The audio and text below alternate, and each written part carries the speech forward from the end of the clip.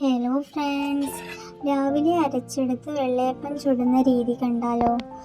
തലേന്ന് രാത്രി ആവശ്യത്തിനുള്ള അരി, അതിൻ്റെ പകുതി ചോറിൻ്റെ പകുതി നാളികേരം എടുത്ത് വെള്ളത്തിൽ കുതിർത്ത് വയ്ക്കുക.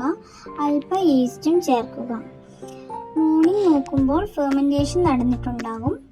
അടച്ചു വയ്ക്കുന്നത് ഈ വീഡിയോയിൽ കാണുന്ന പോലത്തെ അടപ്പാണെങ്കിൽ നല്ലത്, അല്ലെങ്കിൽ ചെറിയ രീതിക്ക് അടപ്പ് ഓപ്പൺ ചെയ്ത് വെച്ചാലും മതി. അങ്ങനെയാകുമ്പോൾ ഫെർമെൻറ്റേഷൻ നല്ല രീതിക്ക് നടക്കുക. ഞാൻ അങ്ങനെയാണ് ചെയ്യാറ്.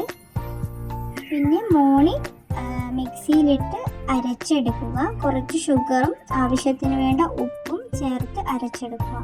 അതിനുശേഷം അരമണിക്കൂർ അടച്ചു വയ്ക്കുക.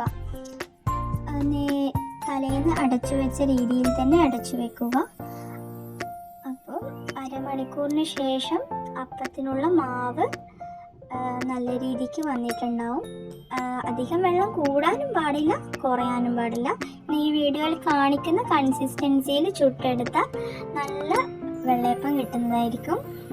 നിങ്ങളെങ്ങനെയാണ് വെള്ളയപ്പം ചുടുന്നത് എനിക്കറിയില്ല. ഞാൻ ചുടുന്ന രീതിയാണ് ഞാനിവിടെ കാണിക്കുന്നത്. ഞാനിങ്ങനെ ബ്രൗൺ കളറ്, സൈഡിൽ ബ്രൗൺ കളർ വരുന്ന രീതിക്കാണ് ചുടാറ്. ഇവിടെ എല്ലാവർക്കും അങ്ങനെയാണ് ഇഷ്ടം. Thank you friends.